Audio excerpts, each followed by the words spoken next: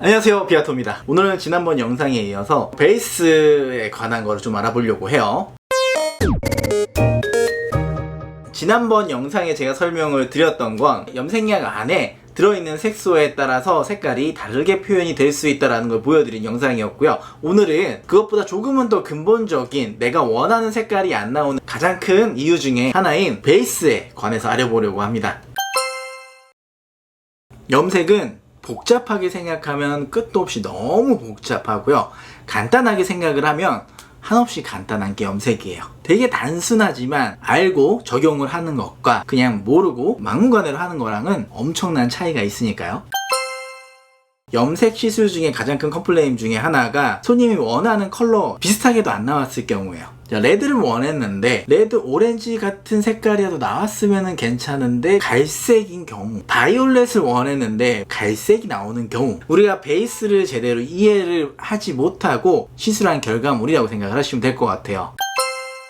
일반적으로 염색약을 주문을 하시면 염색 차트에 꼭 레벨 스케일이라는 애들이 딸려 들어와요. 자, 레벨 스케일을 보시면 옛날에는 거의 1레벨에서 10레벨로 나누어서 표기를 많이 했고요. 요거는 서양에서 들여온 연모제의 경우에 이렇게 표현이 된 경우가 많았어요. 요거조차도 최근에는 15레벨로 나누어서 하는 경우가 상당히 좀 많고요. 일본 연모제나 저희 나라 이제 한국 연모제 같은 경우에는 20레벨 정도로 나누는 경우가 최근에는 많이 있습니다. 그 이유가 서양 모질보다는 붉은 멜라닌 색소가 있기 때문에 붉은 멜라닌 색소가 남아있는 구간을 조금 더 디테일하게 나눌 필요성이 있고요. 그리고 멜라닌 색소의 양도 서양인에 비교했을 때 많은 양을 가지고 있기 때문에 조금은 더 디테일하게 레벨을 나눌 필요가 있습니다. 그래서 저는 교육을 할 때는 20레벨 레벨 스케일을 기준으로 많이 설명을 드리고요. 이제 여러분들도 20레벨 정도까지는 나누어서 디테일하게 생각을 하셨으면 좋겠습니다.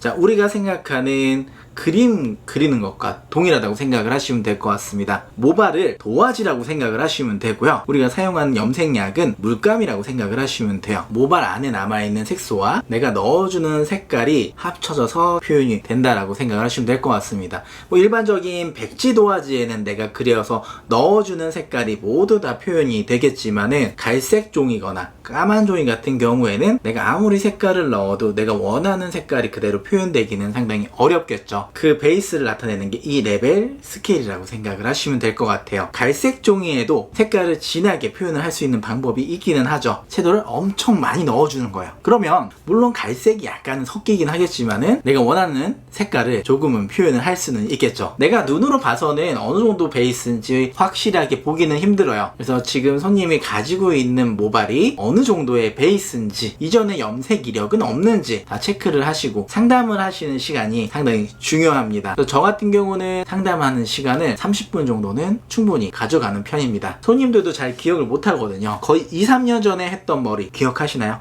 저도 기억을 못해요.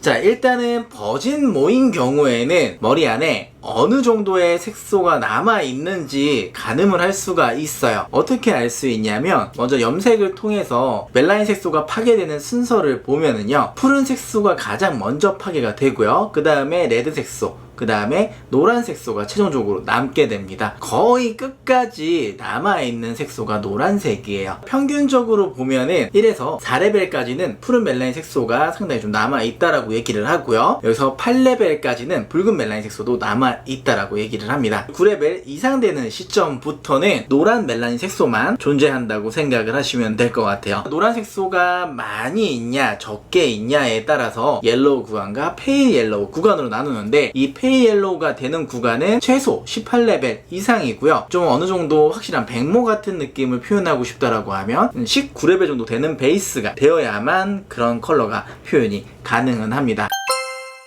자, 일단 버진의 경우에는 레벨 구간에 따라 이 정도의 멜라닌 색소가 좀 많이 들어있겠구나 라고 알 수가 있는데요, 문제는 기염모예요. 일반적인 기염모 같은 경우에는 되게 밝아 보이지만 푸른 색소도 잔류에 있을 수가 있습니다. 나는 붉은기가 너무 싫어, 붉게 빠지는 게 싫어 라고 하시는 분들이 계속 매트한 색깔을 하는 경우가 많기 때문에 퇴색이 돼서 되게 밝은 컬러가 되었음에도 불구하고 잔류에 있는 색깔들이 많이 남아있는 경우가 있어요. 이런 경우에 내 눈에 보이는 거는 되게 한정적이기 때문에 이렇게 확인을 해요. 일단은 첫 번째로 손님한테 분한테 전에 했던 컬러에 대한 이력을 전부 물어봐요. 허리까지 올 정도로 아주 기신 머리라고 하면은 허리까지 오는데 4, 5년 정도 걸리기 때문에 그 정도의 이력까지도 전부 다 물어봅니다.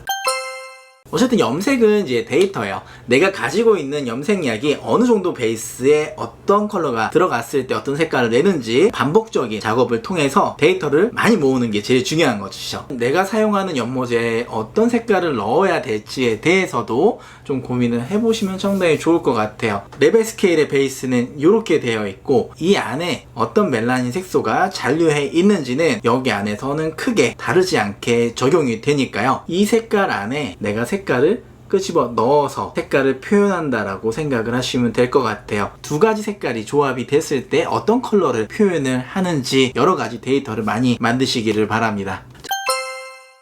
자, 혼자 하기 힘드시거나 도저히 나는 어떻게 시작을 해야 될지 모르겠다 라고 하시는 분들은 너무 고민하지 마시고 저에게 연락을 주세요.